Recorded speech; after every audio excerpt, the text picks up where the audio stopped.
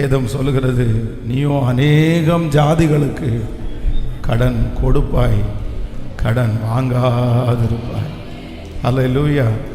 சில நேரங்களிலே சிலர் பணத்திற்காக படுகிற பிரயாசம் ரொம்ப அதிகம், ரொம்ப அதிகம். இந்த உலகத்தில் காசு இருந்தால் தான் ஒரு மனுஷன் இன்னொரு மனுஷனை மதிக்கிற அளவிற்கு மனுஷனுடைய சூழ்நிலை இருக்கிறது. எல்லாத்துக்கும் பிரதானமானது, எல்லாத்துக்கும் தேவையானது பணம். பணம் காசு இருக்கா உள்ள நீங்கள் வரலாம், காசு இல்லையா நீங்கள் வர வேண்டாம். காசு இருந்தால் தான் சொந்தக்காரங்க, காசு இருந்தால் தான் நமக்கு சமுதாயத்தில் மதிப்பு. இது எல்லாம் பணத்தை வைத்து தான் இருக்கிறது. அதனால் ஆனால் ஆண்டவர் இந்த பணத்தை குறித்து வேதத்தில் சொல்லும்போது, ஆசீர்வாதத்தை கொடுத்து ஆண்டவர் சொல்லும்போது வேதம் சொல்லுது, நம்முடைய கரங்களை தாழ்வில் அல்ல, நம்முடைய கரங்களை உயர்த்தி வைத்திருக்கிற கர்த்தர். யாரும் முன்னாடியும் நம்மை வெட்கப்படுத்தாதவர் கர்த்தர், கைகட்டி நிற்க வைக்காதவர் நம்முடைய ஆண்டவர். எத்தனை பேர் ஆமோதிக்கிறீர்கள்? நேற்றைய தினத்தில் கூட ஒரு பிரதர் ஒரு ஜப குறிப்புக்காக ஒரு ஜபிக்க சொன்னார். பாஸ்டர் 2500 ரூபாய், 2500 rupees, இந்த 2500 ரூபாவுக்காக நான் காலையிலிருந்து சாயந்தரம் வரைக்கும் ஒவ்வொருத்தராக போய் கேட்குறேன், எனக்கு ஒரு 2500 ரூபா பணம் கொடுங்க, ஒரு 2500 ரூபா பணம் கொடுங்க, நான் திருப்பி தந்துடுறேன்னு சொல்கிறேன். ஆனால் ஒருத்தர் கூட 2500 ரூபாய்க்கு என்னை நம்பலை அப்படின்னு சொல்லி அப்படியே ரொம்ப அழுறாரு, ரொம்ப கஷ்டமாக. 2500 rupees, 2500 ரூபாவுக்கு நம்ப முடியாத அளவுக்கு நான் ஒர்த்லெஸ் ஆகிட்டேனா பாஸ்டர்? ஆண்டவர் என்னை இந்த சூழ்நிலையில் நடத்துகிறார். ஒருவேளை இந்த சத்தத்தை கேட்குற நீங்கள் கூட ஒருவேளை அப்படிப்பட்ட பாதையில் கடந்து போகலாம். ஆனால் நான் நம்புகிறேன், நிச்சயமாகவே முடிவு உண்டு. ஒரு நாள் நம்பிக்கை வீண் போகவே போகாது. ஆமென். தீர்க்கதரிசியினுடைய மனைவியை ஆசீர்வதித்த கர்த்தர் நம்முடைய கையின் பிரயாசத்தை ஆசீர்வதிக்கிறதற்கு ஆண்டவருக்கு லேசான காரியம். ஈசாக்கு பஞ்சமுள்ள தேசத்திலே விதை விதைத்தான், கர்த்தர் அவனுக்கு 100 மடங்கு பலனை ஆண்டவர் தந்தார் அல்லவா? அந்த தேவன்தான் என்னுடைய கரத்தை ஆசீர்வதிக்கிற கர்த்தர். அப்போ ஆண்டவருடைய பிள்ளைகள் அந்த ஞானத்திற்காக நீங்கள் கேட்கணும். ஆண்டவரே, என்னுடைய கையிலே பணம் சம்பாதிப்பதற்குரிய ஞானத்தை கர்த்தர் எனக்கு தாரும். ஆனால் இந்த பணம் சம்பாதிக்கிறதுக்கு என்ன வேணாலும் பண்ணலாம் அப்படின்னு நினைக்கக்கூடாது. ரொம்ப ஜாக்கிரதையாக இருக்கணும். சிலர் அப்படி தான். இந்த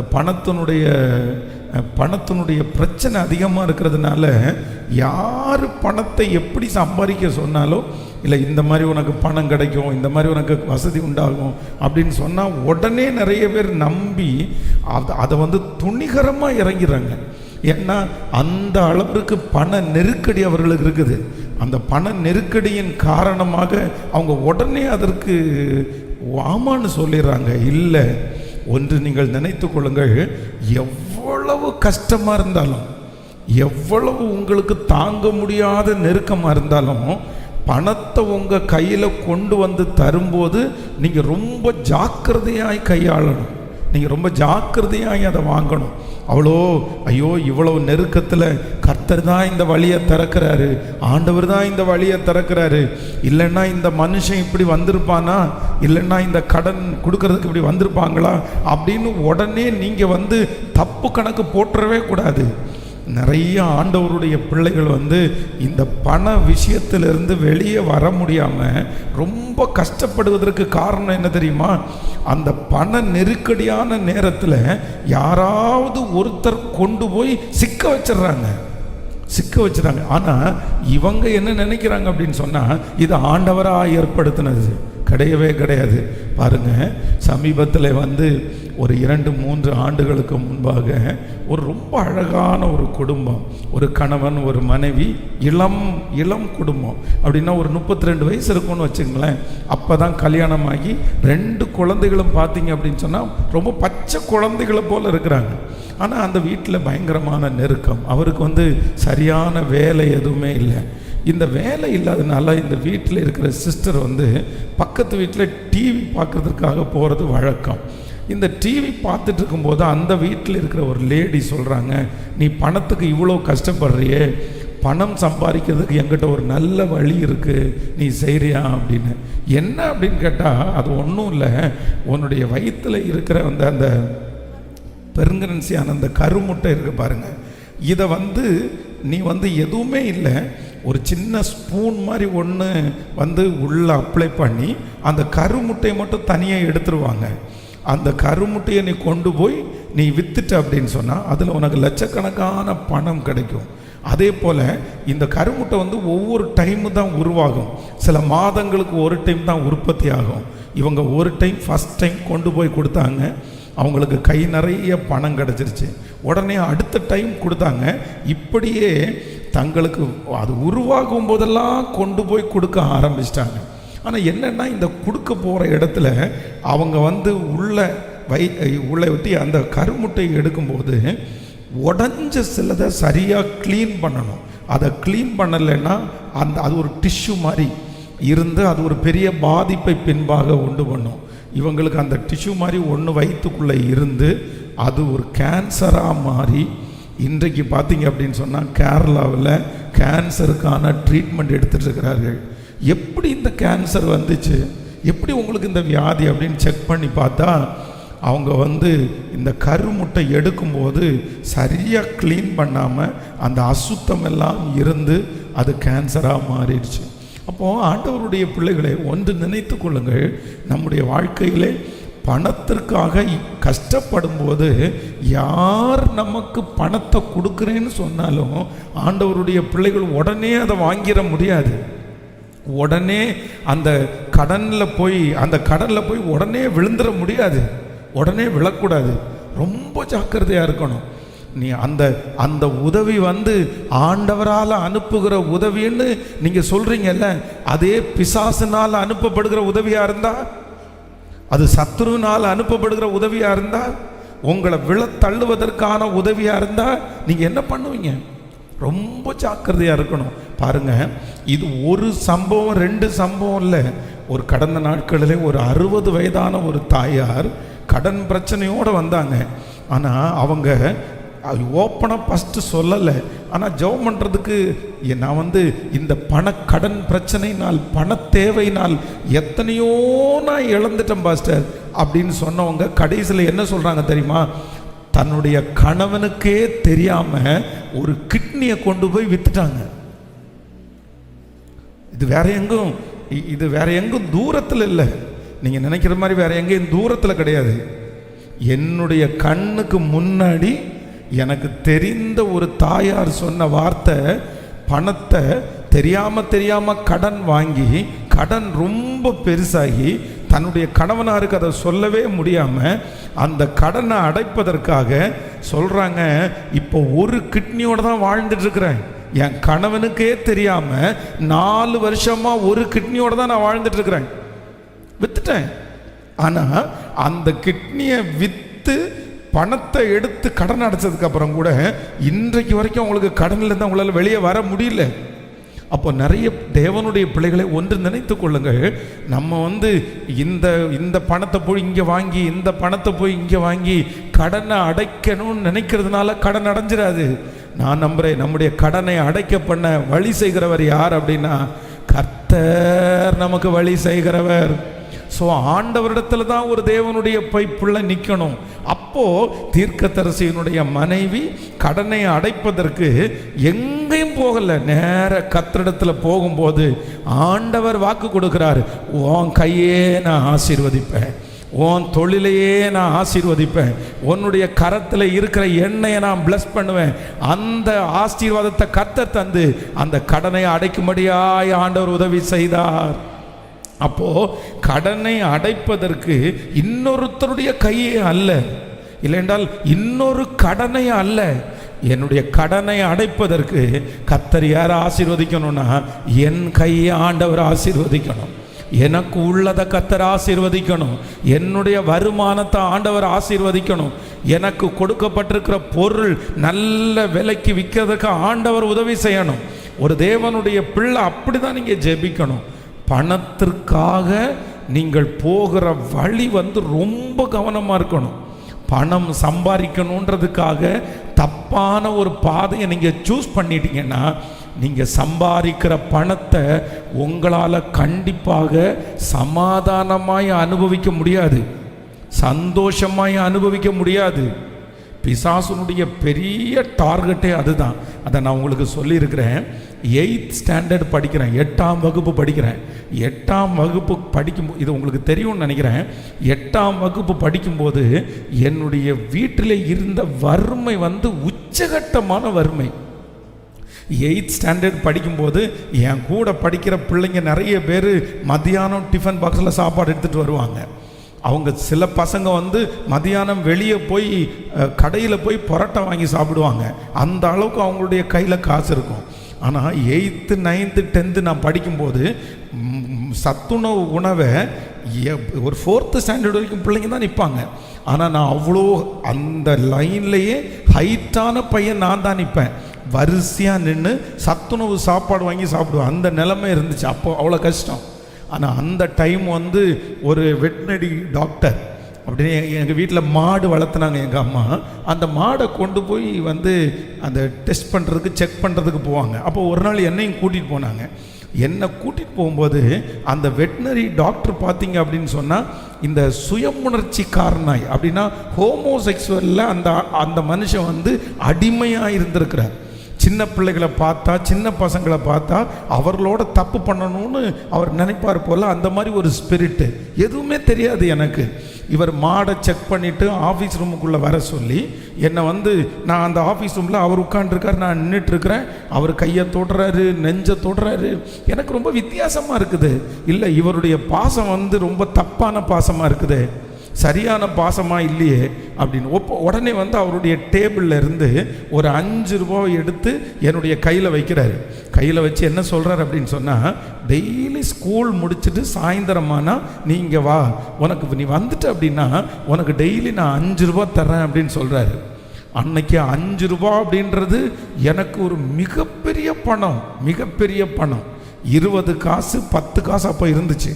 அந்த 20 காசு 10 காசு எனக்கு கிடைக்காது. அந்த மாதிரி ஒரு நேரம் எங்கள் அம்மாட்ட பேசிட்டாரு, இந்த மாதிரி உங்கள் பையனையும் என்ன மாதிரி நான் ஒரு டாக்டர் ஆக்கிடுவேன், நீங்கள் உங்கள் பையனை டெய்லி ஸ்கூல் முடிச்சுட்டு ஒரு 2 மணி நேரம் இங்கே ப்ராக்டிஸ் பண்ணிவிட்டு அதுக்கப்புறம் உங்கள் வீட்டுக்கு வர சொல்லுங்கள். உடனே எங்கள் அம்மா குதிக்கிறாங்க, நீ கடவுள் உனக்கு கூட இருக்கிறாரு, நீ சர்ச்சுக்கெல்லாம் போகிறதுனால தான் உனக்கு ஆண்டவர் இப்படி ஒரு வழி திறந்துருக்கிறாரு, நீ போ பாருங்க யாருக்கு கிடைக்கும் இந்த வாய்ப்பு அப்படின்னு எங்கள் அம்மா சொல்கிறாங்க. ஆனால் என் மனசு அதை ஒத்துக்கவே இல்லை. அதுக்கப்புறம் ஸ்கூல் முடிச்சுட்டு வீட்டுக்கு வந்தால் எங்கள் அம்மா எத்தனை திட்டு, நீ எல்லாம் நல்லா இருப்பியா, அவர் அவ்வளோ பெருசாக கூப்பிட்றாரு, நீ என்ன பெரிய ஆள் மாதிரி போகாமல் இருக்கிற. ஆனால் எங்கள் அம்மாட்ட அது ஓப்பனாக சொல்ல முடியாது. சொன்னால் அன்னைக்கு எனக்கு சொல்லக்கூடிய அந்த தருணமும் இல்லை. ஏன்னா அவ்வளவு ஓப்பனாக எங்கள் அம்மாட்ட சொல்கிற அளவுக்கு எனக்கு சொல்ல தெரியாது, அந்த மாதிரி ஒரு சூழ்நிலை. ஆனால் ஒரு 2-3 மாதம் திட்டுனாங்க, அதுக்கப்புறம் அம்மாவே விட்டுட்டாங்க. ஆனால் இன்றைக்கு இந்த பலிபீடத்தில் இருக்கும்போது நான் ரொம்ப சந்தோஷப்படுகிறேன். அவ்வளோ பெரிய பொல்லாத குழியிலிருந்து கர்த்தர் கிருபையாய் மீட்டெடுத்திருக்கிறார். அப்போது ஆண்டவருடைய பிள்ளைகளே, ஒன்று நீங்கள் நினைத்து கொள்ளுங்கள், பணம் கிடைக்குது, பணம் இருக்குது அப்படின்றதுக்காக போய் விழுந்துடாதீங்க. பாருங்க, சிலர் சில பிள்ளைகளை திருமணம் பண்ணி கொடுக்கும்போது எந்த கேள்வியும் கேட்கறது இல்லை. பணக்காரனா சம்பாதிக்கிறானா, அவனுடைய சம்பளம் என்ன. நான் என்ன சொல்றேன்னா, சம்பளத்தை பார்க்க வேண்டான்னு உங்கள்கிட்ட சொல்லலை. ஆனால் அந்த சம்பளத்தை மாத்தம் பார்த்துட்டு அதில் ஒரு ரவுண்ட் பண்ணிட்டு இவ்வளவு சம்பாதிக்கிறானே, இது போதும் அப்படின்னு நம்ம நினைச்சிட முடியாது. இந்த சம்பாத்தியம் போதும் அப்படின்னு நினைச்சிட முடியாது. திருமணம் அப்படின்றது வெறும் பணத்தை பார்த்து பண்ணுறது மட்டும் இல்லை. அதில் ஒரு குணம் இருக்கணும், அவங்களுடைய ஃபேமிலி பேக்ரவுண்ட் இருக்கணும், அவர் என்ன வேலை செய்கிறாருன்னு சொல்லணும், அவருக்கும் ஆலயத்திற்கும் எவ்வளவு தொடர்பு இருக்குன்னு தெரியணும், அவருடைய முன்காலத்தில் இருக்கிற சாட்சி என்னன்னு தெரியணும், அவருடைய ஃபேமிலி பேக்ரவுண்ட் எப்படி இருக்குன்னு இதெல்லாம் தெரிஞ்சுக்காம எனக்கு நல்ல சம்பளம் மட்டும் வாங்கினா போதும் அப்படின்னு நினச்சிட்டிங்கன்னா உங்களுடைய எதிர்காலம் கேள்விக்குறியாய் மாறிடும். பணம் அவசியமானது தான், பணம் தேவையானது தான். ஆனால் பணம் மட்டுமே ஒரு மனுஷனுடைய வாழ்க்கையை நல்ல விதத்தில் கொண்டு போகவே முடியாது. நல்ல விதத்தில் கொண்டு போகவே முடியாது. அதனால் இன்றைக்கு இந்த ஆராதனையில் ஒரு தீர்மானம் எடுங்க. ஆண்டவரே, என் கையை ஆசீர்வதியும், என்னுடைய கையை பெருக பண்ணும். நீங்கள் தான் சொல்லி இருக்கிறீங்க, உன்னை வலதுபுறத்திலும் இடதுபுறத்திலும் இடம் கொண்டு பெருக பண்ணுகிற கர்த்தர். யாபேசனுடைய எல்லையை விரிவாக்கின கர்த்தர்.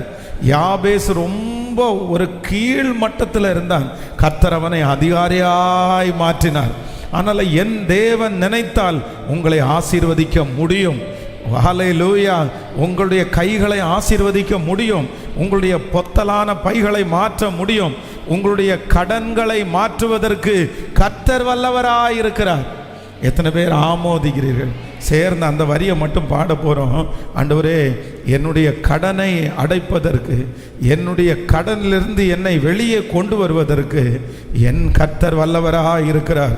என் கர்த்தர் இனி என்றும் கடன் வாங்க மாட்டேன். ஆமேன். கொடுத்ததை செழித்தோங்க செய்திடுவார். உயர்வடைவேன், என் வாழ்க்கையிலே உன்னதங்களிலே என்னை உயர்த்திடுவார். அப்படியே எல்லாரும் எழும்பி நின்று கரங்களை தட்டி பாடி அந்த வார்த்தையை பாடி, ஹல்லேலூயா. கரங்கள் எல்லாரும் தட்டி பாடி, ஆண்டவரே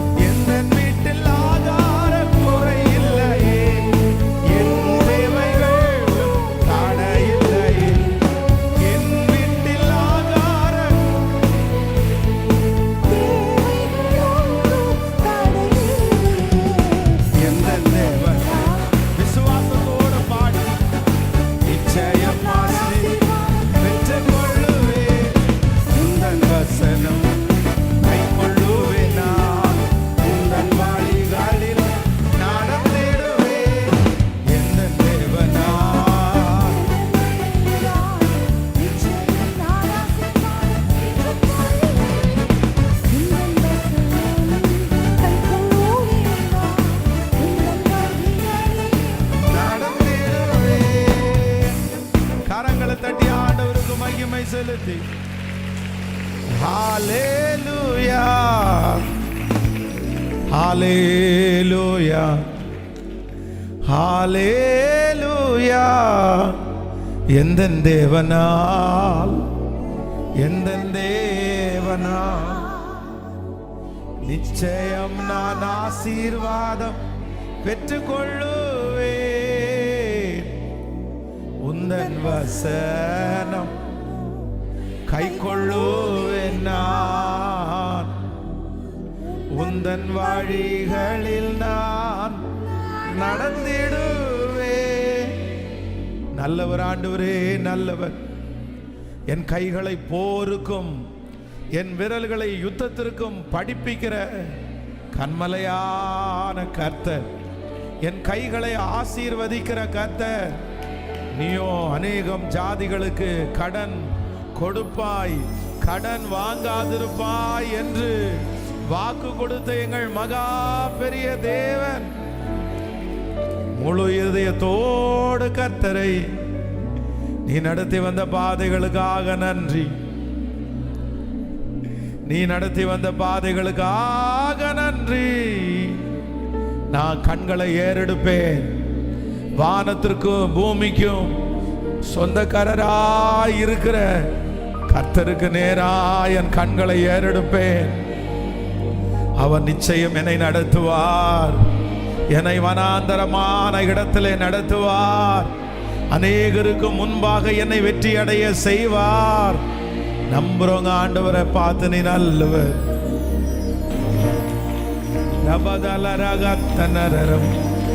என் கைகளை போருக்கும் என் விரல்களை யுத்தத்திற்கும் படிப்புகிற கண்மலையாகிய கர்த்தர், என் கைகளை போருக்கும் என் விரல்களை யுத்தத்திற்கும் படிப்புகிற.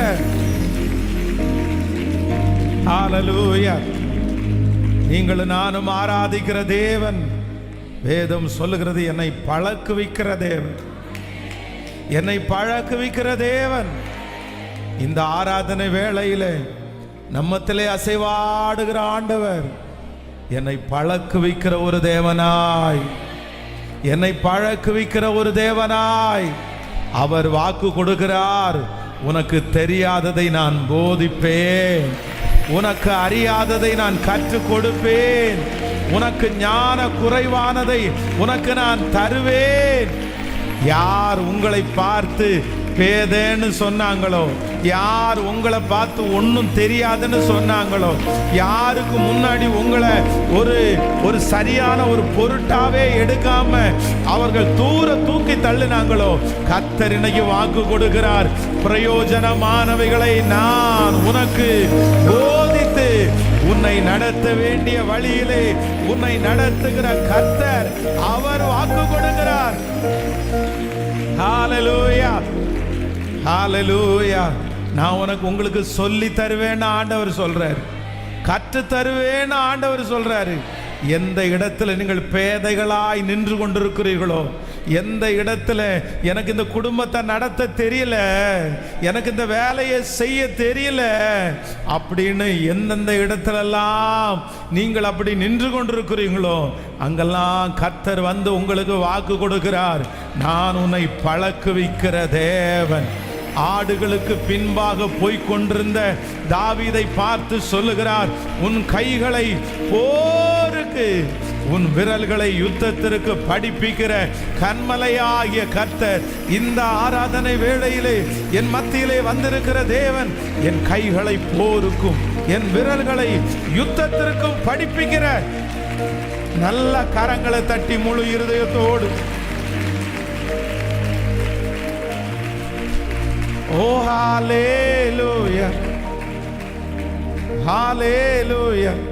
கடைசியா கரங்களை உயர்த்தி பாத்திரர் நீர்தான் ஆண்டவரே. இயேசுவே, நீர் எல்லாற்றுக்கும் பாத்திரர், எல்லா நாமத்திலும் நீர் மேலான நாமம் உடையவர். அவரை துதிங்களேன், அவரை ஆராதிக்க ஆராதிக்க அவருடைய பிரசன்னம் இறங்கி வருகிறது. அவருடைய பிரசன்னம் இறங்கி வரும்போது மலைகள் பர்வதங்கள் மெழுகு போல உருகி போகிறது. ஹல்லேலூயா.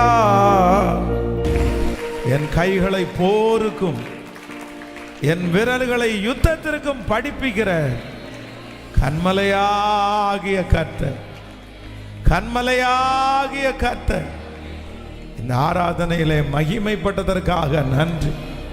இந்த ஆராதனையில் கடந்து வந்ததற்காக நன்றி. தொடர்ந்து உம்முடைய வார்த்தையை நாங்கள் வாஞ்சிக்கிறோம் ஆண்டவரே. எங்களோடு நீர் பேசுவீராக. உம்முடைய வார்த்தைகள் கடந்து வரட்டும். இயேசுவின் மூலம் ஜெபம் எடுக்கிறோம் நல்ல பிதாவே, ஆமென்.